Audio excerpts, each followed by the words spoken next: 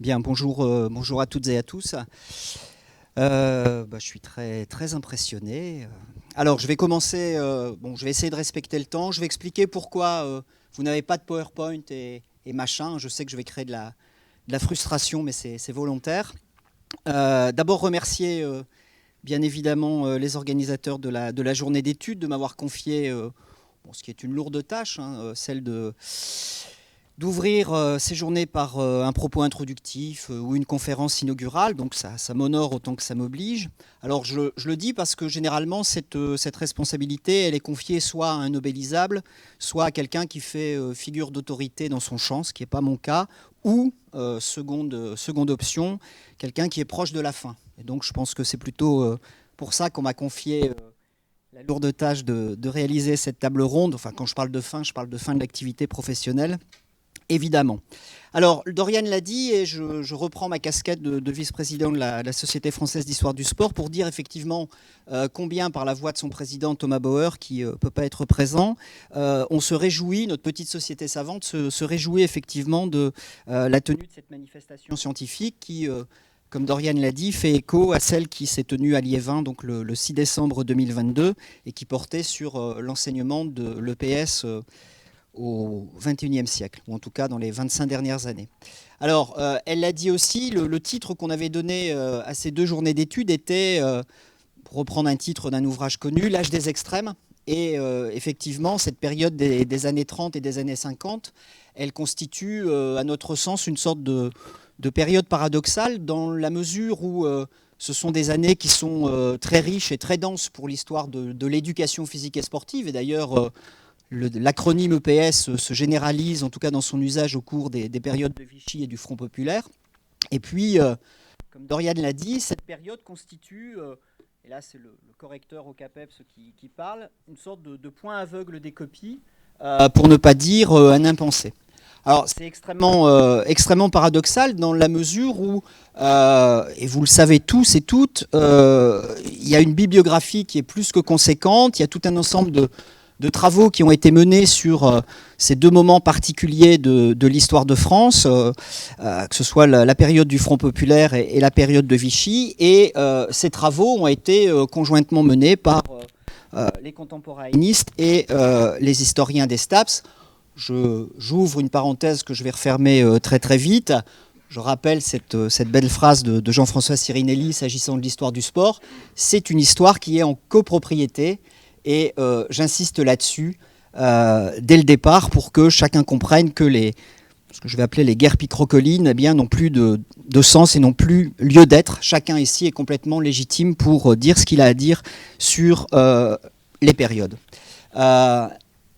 C'est une conférence inaugurale, c'est de l'histoire, donc je vous donne rapidement les ouvrages qui ont été consultés pour vous dire ce que j'ai à vous dire. Et là aussi, j'ai fait le choix d'une petite bibliographie non exhaustive évidemment, mais volontairement hybride, en citant 3 ou 4 ouvrages. Alors, pour éviter des prises de notes fastidieuses, et puis comme ça n'apparaît pas sur l'écran, je donnerai à Dorian le texte, une version un peu résumée, ça vous évitera de perdre du temps. Un ouvrage que vous ne connaissez peut-être pas d'Antoine Pro et de Pascal Horry qui s'appelle Jean Zay, le ministre assassiné. Alors j'y reviendrai parce que je vais parler assez longuement de Jean Zay. Un petit que sais-je, toujours facile d'accès, de Jean Vigreux qui est professeur à l'Université de Bourgogne sur le Front populaire et qui est l'un des meilleurs spécialistes que je connaisse de l'histoire du Parti communiste. Dans la collection Découverte Gallimard, Daniel Tartakovsky, qu'on ne présente plus, un livre qui s'appelle Le Front populaire, La vie est à nous. Et s'agissant d'ouvrages que vous connaissez sans doute mieux, Christine Bounot, Jean-Paul Caled, un livre qui est paru il y a quelques années sur Léo Lagrange. Alors le titre est un peu long, La perspective du renouvellement dans la construction des jeunes générations, paru à la MSH d'Aquitaine en 2012. Alors je le cite parce que dedans, et ils sont présents dans la salle, il y a un bel article de Jean Saint-Martin et Michael Attali sur les loisirs sportifs. et ça me permettra de ne pas en parler et de vous renvoyer directement à la lecture de leur article. Et je parlais de Jean tout à l'heure, l'ouvrage de Jean, L'éducation physique à l'épreuve de la nation. Je ferai aussi malheureusement l'impasse sur les classes d'orientation, tout simplement parce qu'il y a un livre qui est paru en 2019 de Jean-Yves Segui, L'expérience des classes d'orientation aux presses universitaires de Rouen et du Havre. Alors, le fond, j'allais dire, sur lequel j'ai travaillé pour cette intervention, c'est bien évidemment le livre de Pascal Horry, La belle illusion, donc c'est le titre de la communication, culture et politique sous le signe du Front populaire. Alors, vous savez sans doute, c'est sa thèse d'État, en tout cas qui a été publiée une première fois en 1994 et qui a été rééditée en 2016 dans un petit format de poche accessible. Titre magnifique, puisque c'est une sorte de mix entre La belle équipe, le film de Duvivier, et puis bien évidemment La grande illusion de Renoir. Alors je parle de Pascal Horry à dessein parce que quand on s'était vu au mois de décembre à Liévin, Jean Saint-Martin m'avait dit « Mais oui, sur le Front populaire, tu as intérêt à relire Pascal Horry. » Donc Jean, je ne sais pas où tu es, mais je l'ai fait. Voilà, je te remercie de m'avoir rappelé ce retour au classique. Alors, je parle de Pascal Horry et généralement, quelquefois c'est cité dans les copies d'écriens et on aura peut-être l'occasion d'en reparler demain lors de la table ronde. Il y a beaucoup de choses qui sont citées et qui malheureusement sont jamais lues. Et ça pose, en tout cas on aura l'occasion d'en reparler demain, ça pose véritablement des problèmes. En tout cas, c'est un souci. Et pour le dire de manière un peu drôle, je me demande si la lecture de livres et d'articles dans leur intégralité par les étudiants en STAPS ne relève pas aussi désormais d'une grande illusion. Voilà. Alors le format de la communication m'autorise à faire des choix et je fais celui de la contextualisation politique autour de ce qui représente à mon sens une première expérience des gouvernements des corps, donc entre 1936 et 1938. Alors pourquoi ce choix de l'histoire politique ? Non pas parce qu'un livre a été publié récemment sur l'histoire politique de l'éducation physique et sportive, mais tout simplement parce que, je n'ai pas cité son nom, tout simplement parce que d'un point de vue historiographique, on assiste à un retour en grâce du politique. Il a longtemps été écrasé par l'histoire culturelle et ça justifiera le fait que j'ai utilisé Pascal Horry. Gouvernement des corps, donc, qui se définit à travers trois orientations, en tout cas trois thématiques que j'essaierai d'éclairer au cours de cette conférence inaugurale. Donc des idéaux et des orientations idéologiques, et ça me donnera l'occasion de rappeler un peu quelles sont la philosophie du Front populaire et surtout les orientations défendues par Léon Blum, cet homme qui a le goût du beau et celui des autres, pour reprendre l'expression de ses biographes, et idées-orientations qui, pour l'éducation physique, vont se traduire par une vingtaine de textes qui ont été étudiés au Parlement entre 1936 et 1938. Donc gouvernement des corps, c'est d'abord des intentions et des idéaux politiques. C'est ensuite, mais là je serai beaucoup plus rapide parce que ce n'est pas tout à fait l'objet du programme du concours, mais il n'empêche, des structures administratives adaptées qui justement permettent des réalisations et des mises en œuvre concrètes dans le domaine de l'école, dans le domaine de l'éducation physique et dans le domaine du sport. Alors, j'ai expliqué très rapidement, c'est le format qui veut ça, ce choix d'un angle d'attaque politique, pour faire écho à ce que dit Dorian, parce que l'objet de la communication, c'est pas pour les collègues enseignants-chercheurs qui sont ici, qui connaissent ce que je vais raconter aussi bien, voire mieux que moi, c'est surtout pour vous, les étudiants, que vous soyez en présentiel ou en distanciel par écran interposé. Les contextualisations politiques font défaut dans les copies du concours. Et ça, c'est vraiment dommage, pour ne pas dire navrant, ou quand c'est présent de manière complètement anecdotique, de manière complètement elliptique. Alors on a toujours deux couples maléfiques, De Gaulle-Herzog et puis Mitterrand-Jospin. qu'on mobilise comme ça, qui pour expliquer la politique sportive qui se met en place soi-disant dans les années 60, bon, ce qui malheureusement est un contresens historique, qui cet élève placé au centre du système éducatif par l'onction miraculeuse de la loi d'orientation Jospin. Bref, les rapports de jury du CAPEPS, et je suis allé regarder celui de la session 2022, pardon, ne cessent de plaider pour justement, je cite, un éclairage macroscopique des copies à travers les contextes historiques. Et modestement, si je peux avoir aujourd'hui devant vous une utilité, eh ben c'est à travers l'exemple du Front populaire de vous montrer que les matrices idéologiques, les cadres politiques sont extrêmement importants et permettent, j'allais dire, de décliner les trois niveaux de l'histoire qu'on devrait retrouver dans une copie d'écrivain, à savoir décrire, expliquer et comprendre. Bon, pour reprendre la célèbre formule de Marc Bloch. Et l'histoire de l'EPS, mais là, des gens qui sont présents dans la salle qui l'ont dit bien mieux que moi, c'est d'abord et surtout une histoire politique, dans le sens où les politiques d'éducation et celles des corps relèvent de choix idéologiques, et 1936 n'échappe pas à la règle autour de ce socialisme humaniste qui sera décliné autour de la période.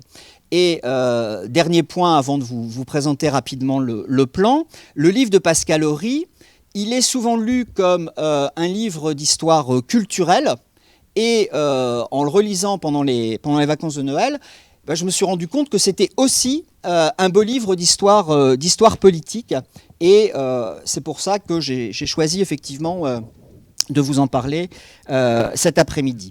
Dernier point, alors là je sais que je vais me faire beaucoup d'ennemis, mais peu importe.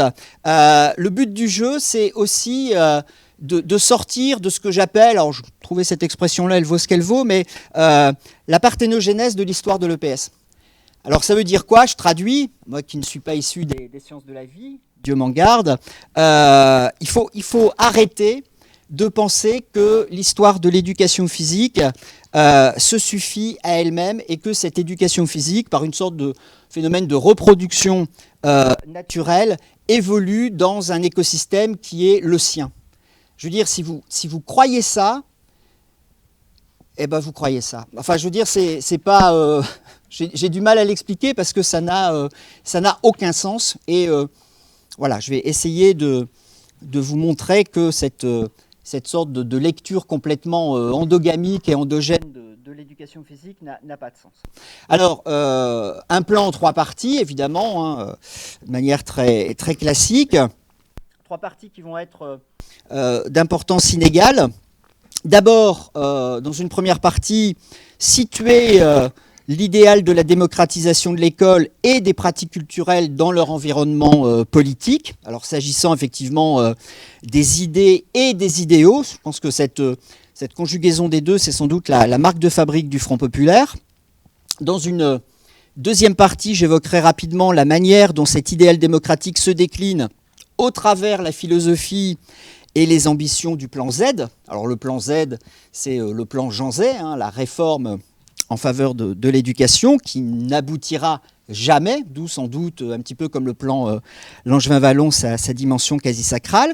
Et puis, troisièmement, voir comment le gouvernement des corps se décline s'agissant de l'éducation physique, du sport scolaire et du sport universitaire, et bien évidemment du domaine des sports et des loisirs. Voilà. Alors, j'attaque donc cette idée du credo, ce que j'ai appelé le credo de la démocratisation, en disant que, là aussi, contrairement à une idée reçue et contrairement à ce qu'on peut lire quelquefois dans certaines copies, les réformes qui sont impulsées par Jean Zay relèvent, alors c'est très paradoxal, mais je vais essayer de l'expliquer, relèvent moins de considérations idéologiques. Alors c'est curieux parce que c'est justement les fondements du procès qui lui sera intenté par les dirigeants du régime de Vichy. Donc moins de considérations idéologiques que d'un véritable souci de pragmatisme au regard du contexte de l'époque. Et ce pragmatisme, il se décline en deux grands principes, alors que vous connaissez, je ne vais pas trop les développer, celui de la démocratisation de l'école, on y reviendra, et celui d'une modernisation du système scolaire. Alors j'emploie on pourrait discuter longtemps, mais j'emploie le terme système scolaire et pas système éducatif, dans la mesure où la notion d'écosystème scolaire, elle se vérifie, j'allais dire, plutôt dans les années 60 et beaucoup moins avant.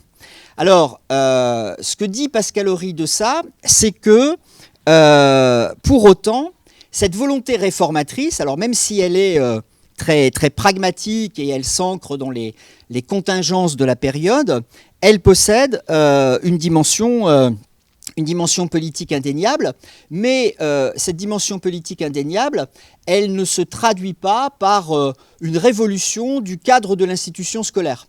Je donne juste 2 ou 3 exemples, mais là qui, j'allais dire, sont significatifs de cette volonté de ne pas brusquer les choses lorsque Jean Zay arrive aux affaires. Il y a peu de changements, voire pas du tout de changements des recteurs d'académie. Vous savez que quand un ministre de l'Éducation nationale, et je salue Jacques Mikulovic, eh bien, lorsqu'un ministre de l'Éducation nationale arrive aux affaires, il procède généralement à ce qu'on appelle la valse des recteurs, c'est-à-dire qu'on change d'affectation les recteurs qui sont en poste. Là, en 1936, ça ne se produit pas. Il y a très peu de changements également au sein des directions de l'administration centrale, au sein du ministère de l'Éducation nationale, mais ce continuum, j'allais dire, il n'est pas surprenant dans le sens où il est valable pendant la période du Front populaire, de Vichy, et puis également dans la première décennie de la 4e République. Et il y a une volonté constante de dialogue avec les organisations syndicales et les organisations étudiantes, qu'il s'agisse du SNI, de la Fédération Générale des Étudiants, de l'UNEF, et bien évidemment des alliés politiques que sont la SFIO et le Parti communiste. Très très tôt, Jean Zay veut rassurer, j'allais dire, son armée, ou en tout cas les fonctionnaires, les enseignants, et dès l'été 1936, une période qu'on ne connaît plus, eh bien, les premières mesures qui sont prises visent à augmenter le nombre de postes, visent à dédoubler les classes de plus de 35 élèves, visent à substituer à la responsabilité civile de l'enseignant celle de l'État en cas d'accident. C'est la loi du 5 avril 1937. Donc une volonté d'apaisement. Bon, je n'ai pas trop le temps de vous brosser le contexte qui est celui de l'arrivée au pouvoir du Front populaire, mais ça se fait dans un climat politique qui est un climat extrêmement tendu. Je reviendrai après sur la manière dont l'extrême droite a qualifié Léon Blum, vous savez, Jean Zay, et puis leur politique. Dernier signe patent, et à mon avis c'est le plus important de cette désidéologisation volontaire, c'est l'enterrement de la question laïque. Alors, on n'a pas le temps de refaire une histoire du système éducatif, mais la question laïque, c'est celle qui a enflammé, j'allais dire, l'institution scolaire depuis la loi de séparation des églises et de l'État, et c'est peu dire que depuis cette période-là, qui a été précédée par la loi Goblet, mais elle constitue une véritable ligne de partage, sinon une ligne de fracture, entre les partis politiques. Et bien là, même la SFIO, j'allais dire, met son mouchoir dans sa poche. Le seul texte repéré, alors je vous le dis pour j'allais dire vos connaissances personnelles, une circulaire du 4 novembre 1936 interdisant la présence des instituteurs aux services religieux solennels et autres fêtes patronales. Voilà, c'est le seul point, j'allais dire, d'une réforme qui touche, en tout cas d'un texte qui touche la question de la laïcité. Volonté de pragmatisme donc qui n'élude pas, bien au contraire, un souci de prendre ou de se saisir à bras-le-corps des questions d'éducation. Alors les questions d'éducation, elles sont, j'allais dire, depuis l'après-guerre, en tout cas depuis les années 20, elles tournent autour de 2 ou 3 points majeurs qui sont un peu rémanents, qui sont un peu récurrents. Là, je vous renvoie au bel ouvrage de Jean-François Condette et d'Yves Verneuil sur l'histoire de l'enseignement en France, qui est un classique, j'allais dire, extraordinaire, qui vaut tous les Antoine Pro de la Terre. Ces 2 ou 3 points majeurs, je vous les cite. L'unification du second degré, et on verra que c'est là-dessus que va achoper le gouvernement du Front populaire. L'absence de dispositif d'orientation, et cette question de l'orientation, eh bien, Jean Zay va s'en saisir. Un intellectualisme trop prégnant, alors là, évidemment, ça va renvoyer au positionnement de l'éducation physique à l'école. Dernier point, mais sur lequel je ne dirais pas grand-chose, sauf pour expliquer la position du Parti communiste sur cette question, la marginalité de l'enseignement technique. Alors, j'ai parlé du Parti communiste, j'ai parlé de la SFIO. En 1936, le Parti communiste et la SFIO, j'allais dire, restent sur des positions qui sont conformes à leur ligne idéologique respective.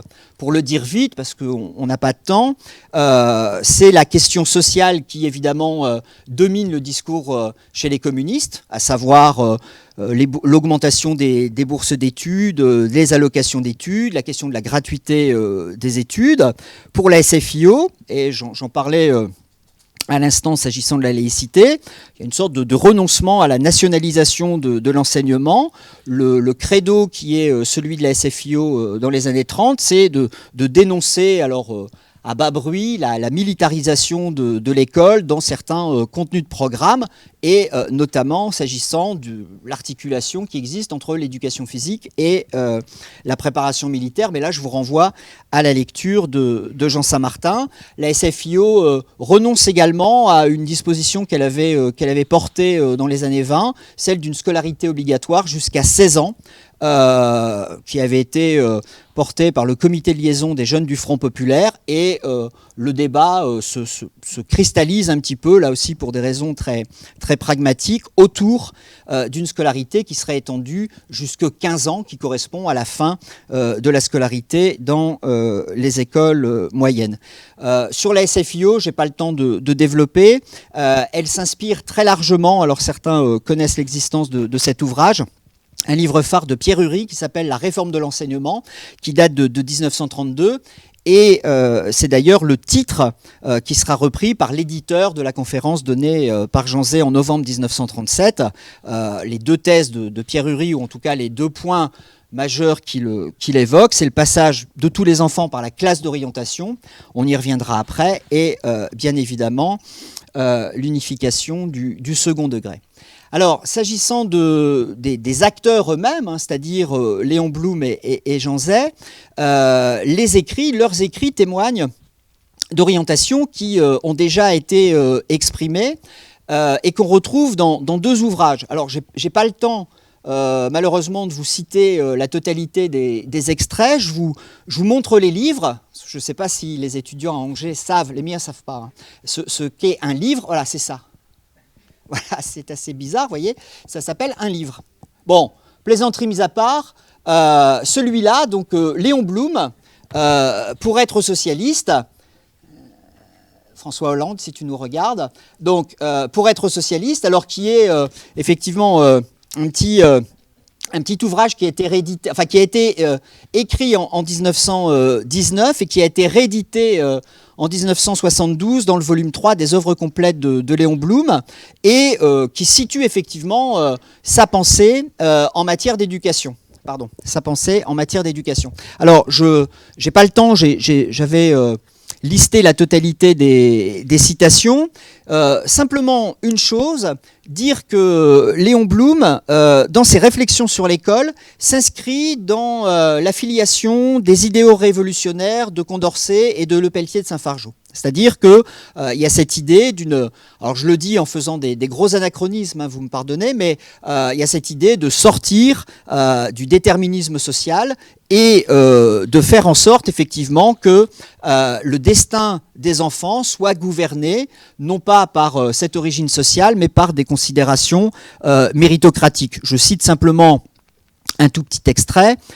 Si l'on prétend réserver aux plus dignes les emplois de direction et de commandement, qu'on commence donc par donner à tous la partie égale, que l'instruction soit commune à tous les enfants, semblable pour tous, qu'elle devienne entre eux un moyen de sélection exacte, et alors nous verrons bien à qui le prix du mérite reviendra. Ça veut dire que ce paradigme de la méritocratie, eh bien, Léon Blum, dès 1919, mais on parlera tout à l'heure des compagnons de l'université ou des compagnons de l'université nouvelle, il y a toujours les deux appellations qui circulent.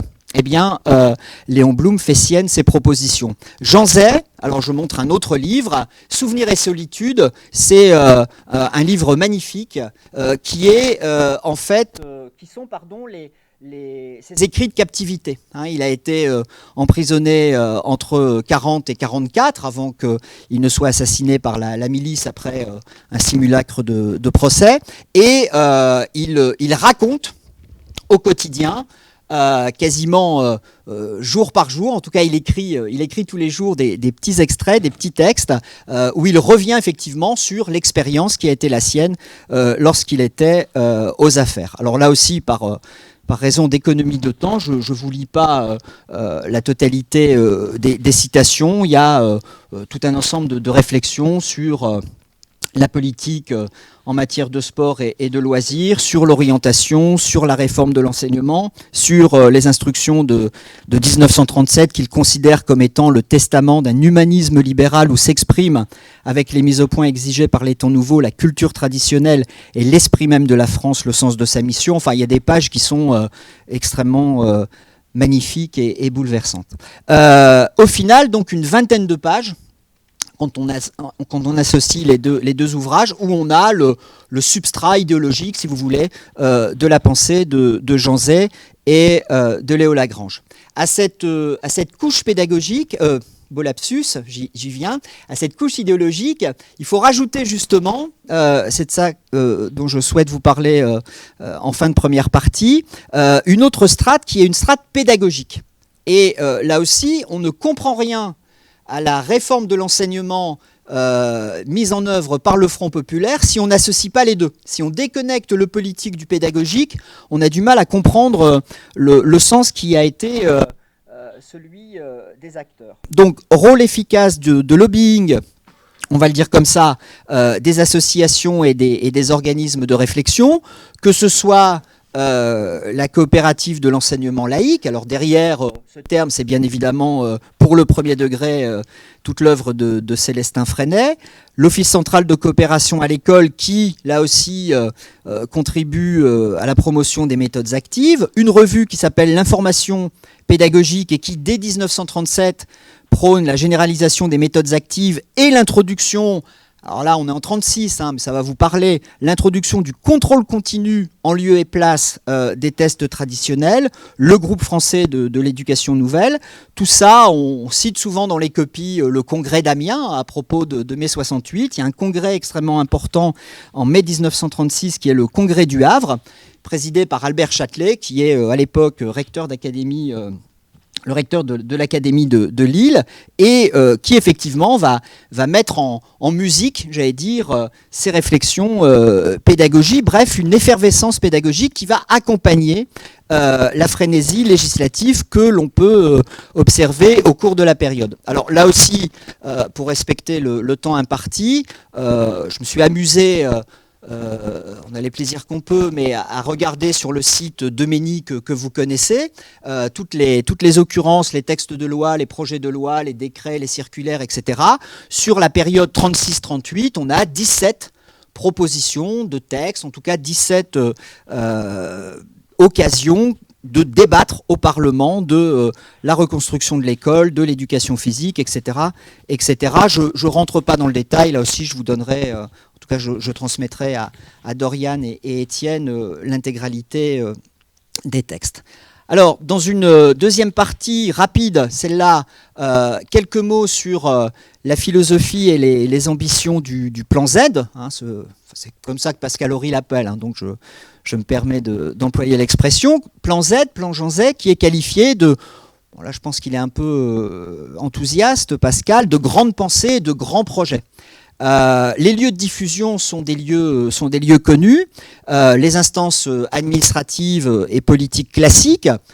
Le texte, il est examiné par le Conseil supérieur de l'instruction publique en mars et en juillet 1937. Il est adopté, en tout cas examiné par le Conseil des ministres également en mars 1937, et il est, et c'est ça qui est intéressant, original, il est surtout connu par l'édition du texte de la conférence qui a été donné par Jean Zay devant les membres de l'Union rationaliste, où il précise les orientations qui sont siennes en matière d'éducation. Voilà, c'est ce petit livre-là, voilà, qui est accessible, enfin qui est voilà, une sorte de classique, et tout y est. Je terminerai la conférence inaugurale en vous citant un extrait de ce texte. Alors, quand Jean Zay présente justement sa réforme de l'enseignement, il la présente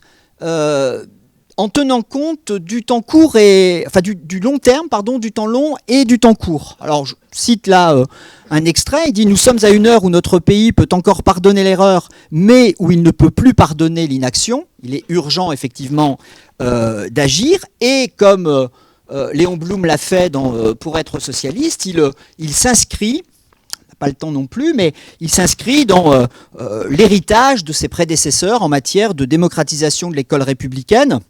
Jules Ferry, Paul Bert, Édouard Herriot, les compagnons de l'Université Nouvelle. Donc on est dans cette ligne-là. Mais aussi une articulation avec la conjoncture et les réalités du moment. Je cite, « Le laisser-faire, le laisser-passer a pu jouer sans frein pendant les périodes de prospérité économique, de multiplication des besoins, mais le chômage est venu. » Je coupe une partie de la citation. « Il paraît inconcevable que la fonction publique d'enseignement puisse devenir un jour pour les États qui l'exercent et qui l'exercent à grands frais un cas de désordre et de déséquilibre social. » Donc là, il y a véritablement une volonté, j'allais dire, de s'emparer de cette question de l'éducation autour de trois axes principaux. L'orientation, alors j'en ai déjà parlé, j'y reviendrai après, en fait l'organisation de l'orientation scolaire, la coordination, alors c'est ce fameux passage espéré d'une école en ordre à une école en degré, avec l'organisation de différentes branches pour le futur second degré, et l'amélioration. Et l'amélioration, c'est une amélioration, certes, en termes de rémunération s'agissant des instituteurs et des professeurs, mais surtout une amélioration du niveau des instituteurs et une meilleure prise en compte de l'évaluation de leurs aptitudes pédagogiques dans les concours. Vous voyez, ce sont des questions qui sont des questions rémanentes, et cette question de l'amélioration du niveau des instituteurs, j'allais dire, causera, bien malgré ce qu'en pensait Jean Zay, ou consacrera l'échec du plan, parce que le SNI va s'y opposer, j'aurai l'occasion d'y revenir. Alors, s'agissant de l'orientation, c'est une sorte de paradigme qui domine l'ensemble des mesures proposées. C'est cette idée déjà évoquée d'une justice sociale pour mettre fin en matière d'orientation scolaire, soit au hasard, soit au déterminisme social.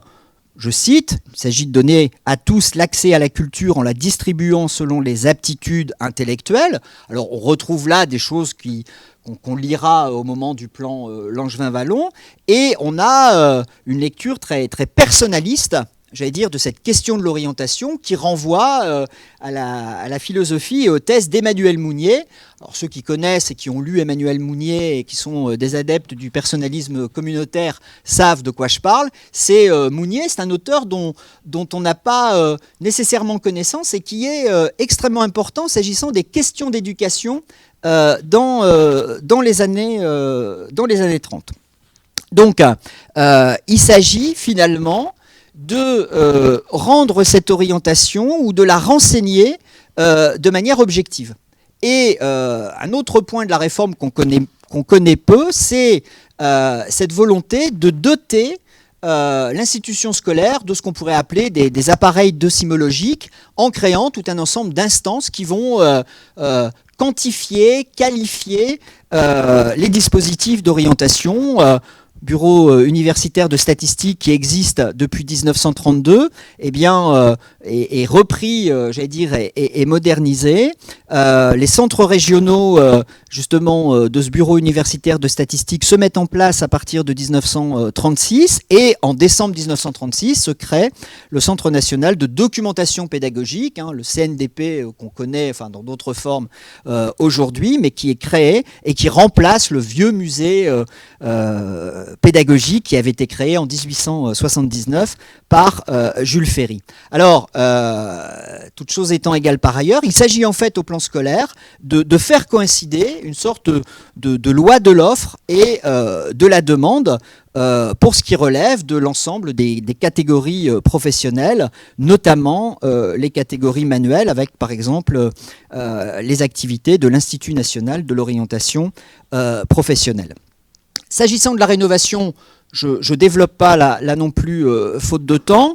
Je donnerai quelques exemples d'actions en matière de construction et d'équipement sportif. Alors, je ne rentre pas dans le détail des projets en matière d'équipement scolaire, hein, et de construction matérielle.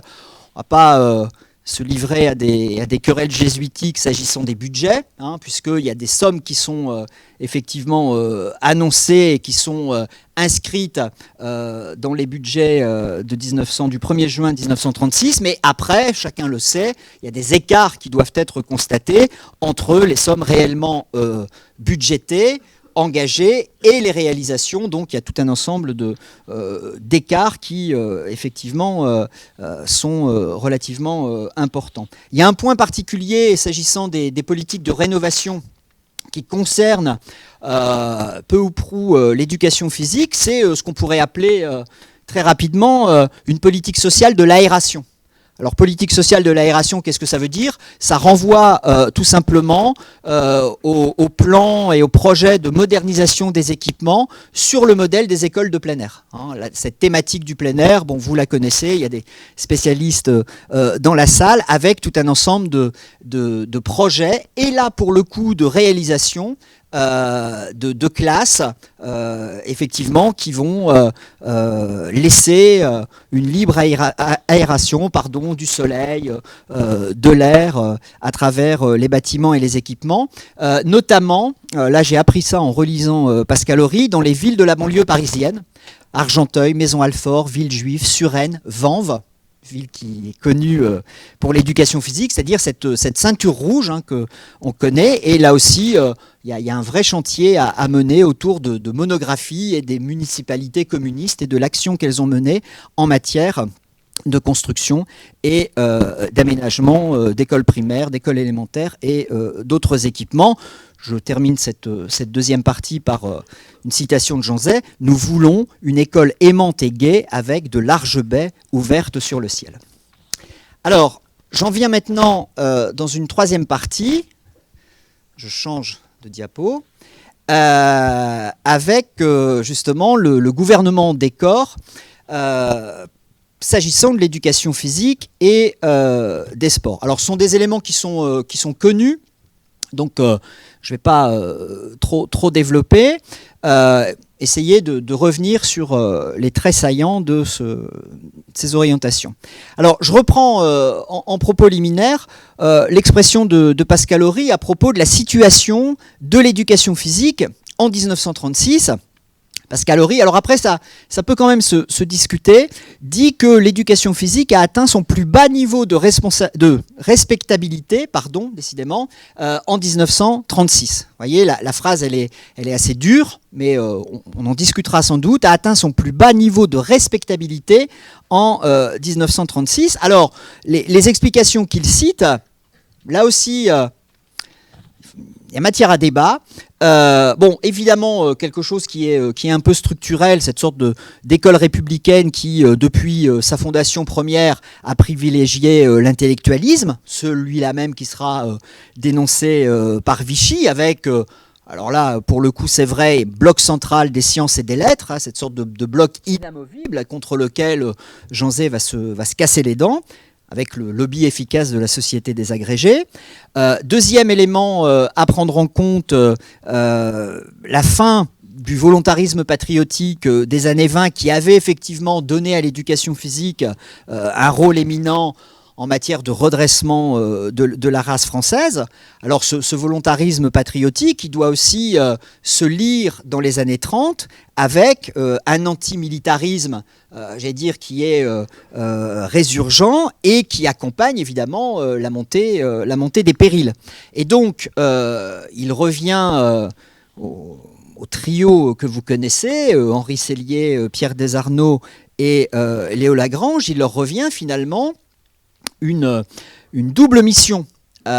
Premièrement, je le dis comme ça, c'est sans doute maladroit, je ne le mettrai pas comme ça à l'écrit, ripolliner l'image de l'éducation physique. Il s'agit de sortir un petit peu des représentations qui pouvaient être héritées des années 20. Donc premier chantier. Et second chantier, l'installer définitivement dans le paysage scolaire, indépendamment des questions et des contraintes budgétaires. Alors, ce qui change de mon point de vue, c'est, pour le dire de manière un peu imagée, c'est que cette fois-ci, en tout cas en théorie, en 1936, l'éducation physique bénéficie en quelque sorte d'un alignement des planètes pour le moins favorable. Je m'explique. Il y a une convergence des discours sociaux, sanitaires et pédagogiques. On a des orientations qui sont un peu communes et une unanimité des acteurs associatifs, syndicaux et corporatistes à défendre et promouvoir l'éducation physique et les sports. Alors même si, et là aussi le jeu de la conférence inaugurale fait que je n'ai pas le temps de rentrer dans les nuances et dans les détails, il y a évidemment, en fonction des catégories d'acteurs et des institutions, il y a des nuances. Mais quand on regarde, j'allais dire, qui l'UFOLEP, qui la FSGT, qui la SFIO, qui le syndicat CGT des professeurs d'éducation physique, qui la Ligue de l'enseignement, qui en 1935 tient un congrès à Lens, dans le Pas-de-Calais, et propose un plan constructif d'éducation physique et sportive dans une démocratie. Donc voilà, il y a une sorte de discours, en tout cas de traits de discours communs, qui témoignent sans doute de cette belle illusion, c'est-à-dire d'une difficulté effectivement à les mettre en œuvre, tant on a une sorte d'inventaire à l'après-vert, toutes associations et organismes confondus. Alors, je cite quelques éléments en vrac, je m'en excuse. Changer, l'orientation de l'éducation physique et en faire autre chose qu'un instrument de lutte contre le surmenage, mettre fin au dressage via une lecture décidément militaire des exercices, faire du sport un instrument d'émancipation sociale et pas simplement une sorte de propédeutique physique à la formation des élites, assurer la sécularisation scolaire de l'éducation physique par la reprise d'une proposition de la FSGT. Cette proposition, c'était 3/4 d'heure quotidienne d'éducation physique dans le primaire, dans le secondaire, dans le post-scolaire. Évincer également les militaires des instances et des lieux de formation au profit d'un recrutement de personnel spécialement formé. Ce sera le cas pour l'école normale d'éducation physique. Augmenter les crédits en matière d'équipement, renforcer le contrôle médical, etc., etc. Donc là, il y a un inventaire, j'allais dire, de propositions extrêmement important. Je parlais à l'instant de la préparation militaire. Il faut lire cette question, mais là, Jean confirmera ou infirmera ce que j'ai compris. Cette question de la préparation militaire comme étant une sorte d'ombre portée sur l'éducation physique de cette période 1936-38, et ça va constituer, sinon un point de blocage, en tout cas, un véritable point de crispation au niveau des débats du Parlement. Les jeunesses communistes, pour ne pas les citer, évidemment dénoncent les subventions qui sont accordées par l'État aux sociétés de préparation militaire parce qu'elles y voient une sorte de fascisation rampante de la jeunesse. Alors, les points principaux qui vont être retenus et en tout cas déclinés s'agissant de l'éducation physique et des sports, le principe de l'obligation scolaire de 6 à 16 ans, à raison d'1 heure quotidienne, donc soit 5 heures hebdomadaires, dont si possible 3 heures en plein air, une modernisation des programmes et des pédagogies, une revalorisation salariale des enseignants, la médicalisation de l'éducation physique et scolaire, qui sera d'ailleurs de manière un peu récurrente dénoncée par Georges Hébert.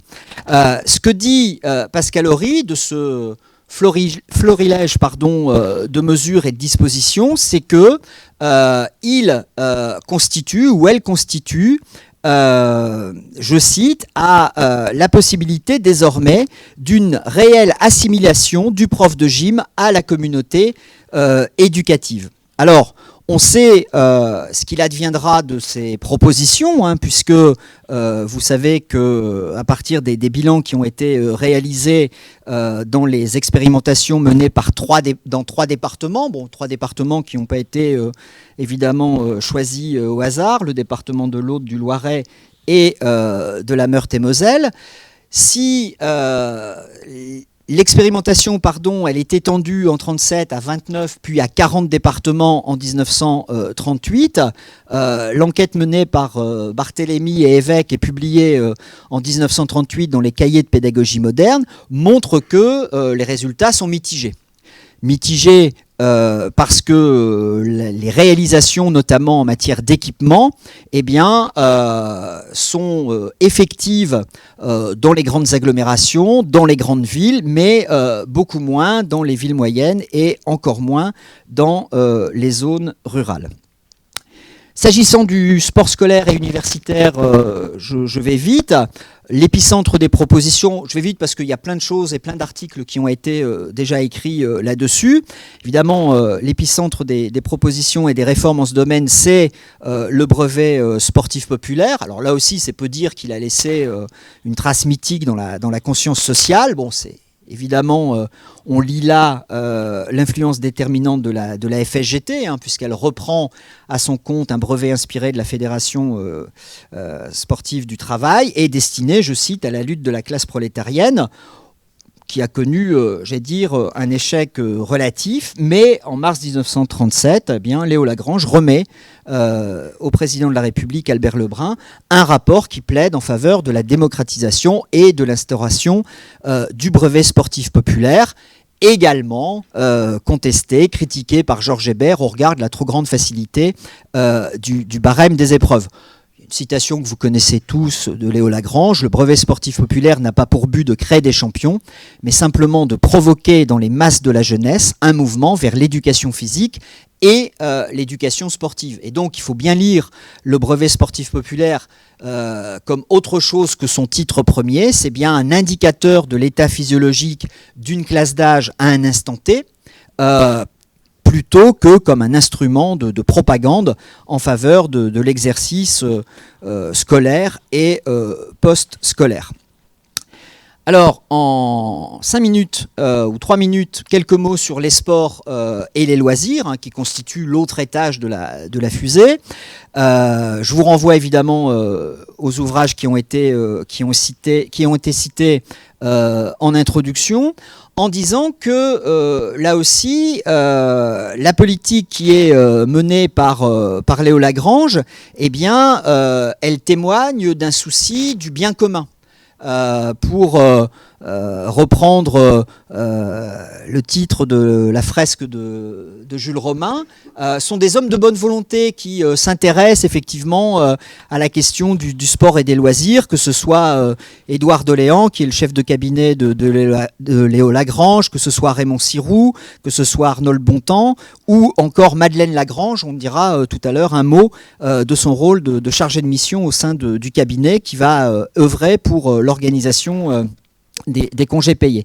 Donc ces gens-là sont animés d'un sens du bien commun. Ils doivent faire avec une administration qui est complètement embryonnaire, qui va dépendre de l'obtention de crédits avec une première loi de finances en 1938 et la doxa qui est annoncée par Léo Lagrange dans son discours du 10 juin 1936, eh bien, finalement, met l'accent sur le caractère inédit et utopique de l'expérience. Je cite, c'est paraphrase André Malraux, hein, l'expérience que nous tentons, c'est la transformation de la condition humaine, et cette transformation de la condition humaine, rien de moins, eh bien, consiste à mettre à disposition des masses laborieuses les instruments de leur libération. Alors, vous connaissez évidemment tout ce qui a été écrit autour des congés payés,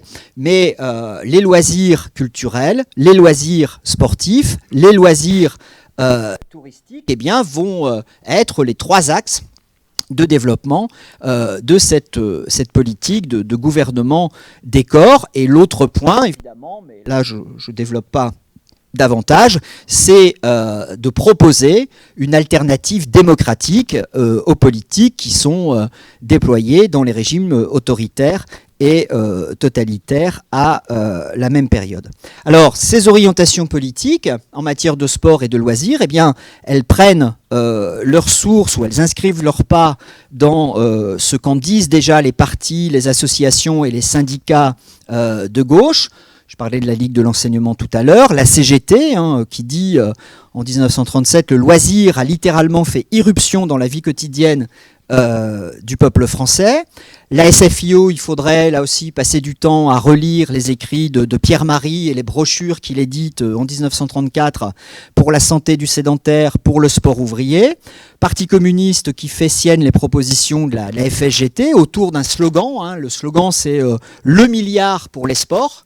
Alors du milliard pour les sports, il va pas rester grand-chose, mais il y avait la proposition de la création d'une piscine par ville de plus de 20 000 habitants, la création, en tout cas la généralisation d'offices municipaux des sports, une démercantilisation du Tour de France, puisque vous savez qu'à la même époque, en tout cas dans les années 30, le Parti communiste organise des contre-manifestations sportives qui peuvent constituer effectivement des contre-feux ou des contre-exemples au sport-spectacle, ou en tout cas à certains spectacles sportifs qu'il dénonce, tels le cross annuel de l'humanité, un Paris-Roubaix travailliste, ou encore le cross du populaire. Et pour ça, eh bien, Léo Lagrange met en place une administration ad hoc via le Conseil supérieur des sports, alors qui est parallèle, en tout cas c'est une sorte de contre-pouvoir au Conseil national des sports qui est déjà en place, en charge justement de l'organisation, de la régulation et de la promotion et de la diffusion des sports. Alors, on connaît, là je vais vite, quelles sont les réalisations principales de Léo Lagrange. Bon, j'en cite quelques-unes, mais je ne donne pas de chiffres, en tout cas je ne rentre pas trop dans le détail. Politique de construction, d'aménagement, de rénovation des équipements sportifs. Donc à partir d'un inventaire des installations existantes, alors en relisant Pascal Horry, j'ai appris qu'il y avait par exemple des maquettes et des prototypes qui avaient été exposés à Paris, notamment un projet de Le Corbusier pour un parc des sports au bois de Vincennes. Une commission est chargée d'examiner les demandes reçues et d'opérer les arbitrages au regard des crédits alloués. Alors pour donner un chiffre, tout à l'heure je parlais de l'écart entre le dire et le faire, il était prévu 800 millions de francs déployés sur 4 ans, seuls 46 millions ou 47 millions seront effectivement dépensés et sur les 6000 projets, 1222, soit plus de 10%, verront le jour. Je vous passe les détails et la liste de chacun des projets. La position de Lagrange sur les Jeux Olympiques de Berlin, elle est connue. La moralisation en faveur, enfin contre le sport-spectacle, elle est également connue. Deux exemples d'un dernier point avant le propos conclusif pour respecter complètement le temps imparti. Une volonté de démocratiser des pratiques jusque-là inaccessibles aux masses laborieuses. Je donne deux exemples. Je parlais tout à l'heure de Madeleine Lagrange. Toutes les actions qu'elle a déployées en faveur du ski populaire, pratiqué dans les petites stations de sport d'hiver qui vont être désormais accessibles par des trains de neige, alors sur le modèle des trains de plaisir qui permettaient d'aller à la mer au cours du bel été 1936. Il y a toute une action également menée en faveur de la formation des cadres. L'École nationale du ski est ouverte à Chamonix en 1938 et on initie les futurs moniteurs à la méthode française pour, j'allais dire, faire barrage à la méthode autrichienne. Et à tel point que, alors là c'est assez saisissant quand on connaît son itinéraire politique, Robert Brasillac lui-même dit que l'année 1936 a fini sur la conquête définitive de la France par le ski. Bon, sans doute un peu exagéré, mais c'est dire l'élan, j'allais dire, qui a été porté en la matière. Le deuxième exemple, beaucoup moins connu, c'est celui, ou en tout cas toutes les actions qui ont été menées en faveur de l'aviation populaire, et d'un ministre que vous connaissez sans doute pas, qui s'appelle Pierre Cotte, et qui a été ministre de l'Air, et qui se traduit en février 1936 par la création d'une fédération populaire des sports aéronautiques. Alors là, pour le coup, directement inspiré du modèle des Sokol tchécoslovaques, et qui met en avant ou en évidence les figures de ce qu'on appellerait l'aviation de gauche, que ce soit Géo André, Paul Kobost ou de Dionné Cosse, qui ont établi, sont des aviateurs qui ont établi qui des records des vitesses, qui des records d'altitude. Et l'idée de l'aviation populaire, c'est dans les villes ouvrières, dans les villes industrielles, eh bien de créer des aéroclubs qui soient effectivement accessibles au plus grand nombre. Alors là aussi, c'est un vœu pieux, puisque quand on regarde les réalisations, il y a environ 1000 clubs qui ont été créés, dont la moitié en région parisienne. Et les intentions, ou en tout cas les ambitions qui étaient celles de Pierre Cotte en la matière, eh bien, doivent être là encore revues à la baisse. Alors, il me reste 5 minutes, c'est ça, à peu près ? C'est ça. Pour vous livrer quelques éléments de conclusion. Bon, en m'excusant effectivement d'avoir été plus que rapide. Et en conclusion, de mettre en perspective, ou en tout cas d'essayer d'expliquer l'échec de cette politique du gouvernement des Corses sous le Front populaire. Alors je parle d'échec en essayant de distinguer, là encore, le court terme et le long terme. Alors, si on regarde la temporalité du Front populaire, c'est-à-dire 36-38, il y a indéniablement un échec de Jean Zay et de Léo Lagrange. Cet échec, Pascal Horry l'explique par le véritable enlisement législatif qui est celui de la période, c'est-à-dire que les deux chambres, l'Assemblée nationale et le Sénat, alors que la première était acquise, j'allais dire, à la cause du Front populaire, eh bien, ont été, je cite là encore, de véritables machines à enterrer les projets, mais au-delà de ça, sur le long terme, eh bien, l'idéal de la démocratisation devient le nouveau paradigme des politiques publiques en matière d'école. Alors même si l'école unique a relativement échoué, ou en tout cas le projet d'école unique a avorté au cours de la période, il y a quand même cette imposition, j'allais dire, d'un cadre qui est celui du principe de la démocratisation. Alors, qu'est-ce qui a manqué aux acteurs du Front populaire pour réussir ? Quelque chose de très très simple. C'est tout simplement, il leur a manqué, Pascal Horry dit, l'instrument le plus précieux du politique, à savoir le temps. À savoir le temps, alors c'est aussi bête que ça, mais il faudrait être en capacité de l'écrire et de le mobiliser dans une copie, c'est-à-dire qu'il a manqué du temps pour convaincre, il a manqué du temps pour voter, et là aussi... le temps parlementaire, même sous la Troisième République, et pourtant un régime parlementaire, le temps parlementaire n'est pas celui du politique. Il y a une distorsion et une disjonction des deux temps, et il a manqué, paradoxalement, du temps pour expérimenter. Alors ça, c'est le premier élément d'explication, le facteur temps. Le deuxième élément d'explication, c'est bien évidemment, pour voter des réformes, et on pourrait parler de la loi sur les retraites, non, on ne va pas en parler, il faut le soutien indéfectible des alliés politiques. Et c'est sans doute, c'est pas le moindre des paradoxes de la période, de voir que finalement, Blum, Zay et Lagrange ont été, alors trahis c'est un peu fort, mais n'ont pas été véritablement soutenus par leurs propres amis. Alors, s'agissant des ennemis, il n'y a pas d'ambiguïté. Je parlais dans l'introduction de l'extrême droite. Là, je vous cite un florilège de ce que l'extrême droite disait des réformes proposées par Jean Zay et Léo Lagrange. Réformes juives, entre guillemets, réformes qui installent un monopole sur l'enfance et les jeunes, réformes qui participent de l'instauration d'un État totalitaire socialiste et athée, rien que ça, réformes qui participent à la formation des cadres de la dictature du prolétariat. Donc voilà, ce discours ce discours qui critique sans embâche une marxisation de la société française, il n'est pas surprenant.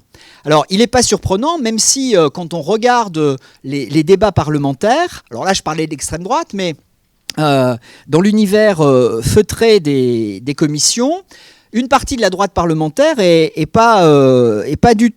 plutôt favorable à la limitation de l'hégémonie du primaire. Il faut aussi avoir ça dans la tête, mais elle reste complètement opposée à une orientation qui, je cite, c'est une belle expression, ferait entrer les loups, entre parenthèses, sous-entendu les classes populaires, dans la bergerie du lycée. Il y a toujours cette idée selon laquelle il y a une sorte de procès, sinon en sorcellerie, au moins en illégitimité, à ce que les élèves et les enfants issus des couches populaires puissent fréquenter les bancs du lycée. Et je ne parle même pas de l'université. Donc ça, il n'y a pas de surprise, entre guillemets, parce qu'on est dans une ligne d'opposition culturelle et idéologique. Plus surprenant, c'est l'attitude de la gauche parlementaire, alors qu'il faut bien différencier de la galaxie de gauche que j'évoquais tout à l'heure. D'accord ? Donc là, ce sont les députés, ce sont les sénateurs qui, là aussi, soutiennent, j'allais dire, du bout des lèvres, les réformes qui ont été proposées. Là, on est dans le jeu classique de l'électoralisme des partis et qui, d'ailleurs, constitue une partie de l'explication de cette instabilité relative du Parlement sous la Troisième République et bien évidemment aggravée sous la Quatrième. Alors, je parlais tout à l'heure, ou dans l'introduction, du rôle du SNI, du Syndicat national des instituteurs. Évidemment, les instituteurs voient d'un mauvais œil le projet d'absorption du primaire supérieur dans le secondaire, ce qui réduirait leur sphère d'influence. Et ils dénoncent également, alors là, j'avoue que je l'ai découvert parce que j'ignorais ça, la possibilité d'une orientation vers le secondaire des meilleurs éléments des couches populaires. Parce que ça viendrait, c'est-à-dire au sens d'une capture hydrologique, détourner des écoles normales le vivier qui est celui, effectivement, le vivier classique de la sociologie du contingent des instituteurs. Donc là, il y a une attitude corporatiste relayée par les députés et notamment les députés radicaux qui va effectivement constituer un élément de barrage. Le Parti communiste, il est, j'allais dire, beaucoup plus sensible, alors là aussi pour des raisons idéologiques et sociologiques, à la question de l'enseignement technique, et sa crainte dans le projet tel que déposé par Jean Zay, c'est que l'enseignement technique, je cite, ne serve de dépotoir. Alors vous voyez, c'est encore un discours rémanent sur l'enseignement professionnel, et il est extrêmement méfiant également vis-à-vis des classes d'orientation au nom, je cite là encore, d'une théorie sélectionniste dont il conviendrait de se méfier. Alors, que reste-t-il, je termine, Que reste-t-il finalement de cette belle illusion, ou en tout cas de la gouvernance des corps au-delà de l'utopie généreuse qui persiste à propos du Front populaire? Moi, j'allais dire deux choses. La première, c'est celle de, et c'est un moment tout à fait particulier dans l'histoire de France et puis dans l'histoire de l'école, d'une sorte de coagulation, je n'ai pas trouvé d'autre terme, de coagulation des projets qui associent pour la première fois une dimension utilitaire des corps et les prémices de sa libération. C'est-à-dire qu'on a là des formes d'engagement corporel qui sont désormais des formes d'engagement gratuites, volontaires, désintéressées et tout autant bénéfiques. Ça, c'est sans doute un point à relever. Et le dernier point à relever, et ça sera la conclusion de la conclusion, eh bien, c'est, s'agissant de Jean Zay et de sa réforme, cette idée, mais je reprends là aussi ce qu'en dit Pascal Horry en le disant autrement, d'un levain qui va permettre aux futurs projets de faire du principe de la démocratisation l'alpha et l'oméga de l'ensemble des réformes qui vont suivre. Je termine en vous citant l'extrait promis de la réforme de l'enseignement. Démocratiser l'enseignement. Alors, entendez ça en 2023. D'accord, avec le contexte du temps contemporain. Démocratiser l'enseignement, ce n'est pas l'encombrer, ce n'est pas précipiter vers la culture secondaire ou supérieure des milliers d'enfants et de jeunes gens à qui ne seront pas plus tard garantir les situations qu'ils croyaient pouvoir saisir à l'aide de parchemins devenus vains. Ce n'est pas augmenter le nombre de jeunes gens sans emploi et sans situation, qui fourniraient des déclassés et des aigris et qui feraient courir aux institutions de liberté le grave péril auquel elles n'ont pas survécu. C'est bien le contraire, organiser et choisir. Voilà, je vous remercie.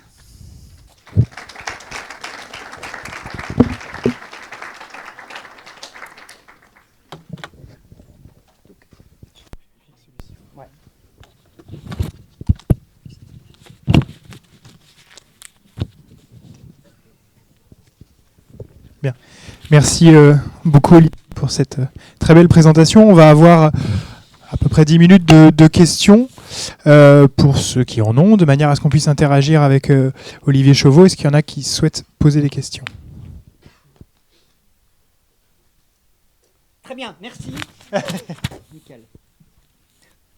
Ah, tout le monde est calme. Ah. Jean.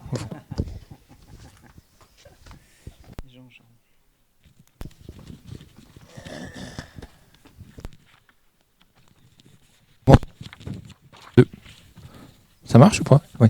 Merci Olivier, c'était une démonstration fort convaincante et j'avais une demande de précision par rapport au dernier point que tu abordes sur qu'est-ce qui a manqué au Front populaire, et je suis surpris que tu ne parles pas de l'aspect financier et donc les effets du crack de 29 qui expliquent que bon nombre de projets restent dans les tiroirs, sinon les armoires des différents cabinets ministériels. Est-ce que tu peux confirmer? Oui. Non. Oui, non, mais oui, enfin, je veux dire, complètement raison. À chaque fois, je l'ai dit rapidement, l'écart entre le dire et le faire, entre les intentions, les ambitions affichées, et puis le principe de réalité.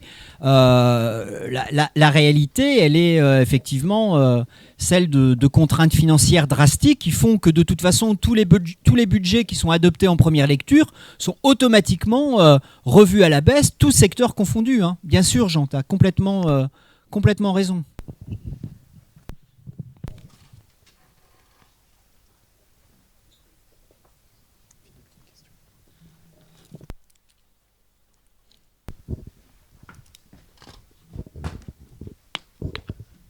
Merci Olivier pour cette conférence qui prouve combien il faut avoir une multitude de connaissances dans des champs variés pour essayer de comprendre certains éléments et leur donner un petit peu de sens. J'avais une question plutôt d'ordre des précisions, moi aussi. Tu as évoqué à un moment donné donc, le fait que Léo Lagrange ait mis en place un conseil supérieur des sports et tu n'as pas développé faute de temps et de tout un... Voilà, de l'exercice que tu faisais. Est-ce que tu peux aller un petit peu plus dans la précision, nous dire combien de temps il a duré finalement et les raisons qui le font, je pense, à un moment donné, être abandonné?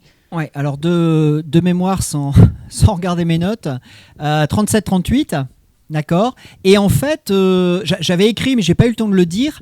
Le Conseil supérieur des sports, c'est l'équivalent aujourd'hui de ce qu'on appelle dans les ministères l'interministériel. L'interministériel, c'est-à-dire que, alors, de mémoire, là aussi, il y a 38 membres au départ, 45 après, 68 à la fin. Donc, en 2 ans de temps, on multiplie quasiment par 2 le nombre de membres. Et on a des représentants du ministère de l'Éducation nationale, des représentants du ministère de la Santé, des représentants du sous-secrétariat d'État, etc., etc., des représentants des mouvements de jeunesse et d'éducation populaire. D'accord ? Donc, c'est une sorte de conseil qui a en charge ce qu'on pourrait appeler les arbitrages budgétaires en matière de politique, d'équipement et d'installation et de rénovation des installations. C'est ça, en tout cas, c'est ça sa mission. Et quand vous regardez, alors j'ai plus le numéro en tête, mais sur le site de MENI que j'ai évoqué, vous avez deux textes en 37 qui détaillent la composition du Conseil avec les ministères qui sont mobilisés et les orientations qui sont les siennes. Mais sans me tromper, ces orientations, c'est des orientations d'examen des projets et puis d'adoption des crédits retenus et alloués.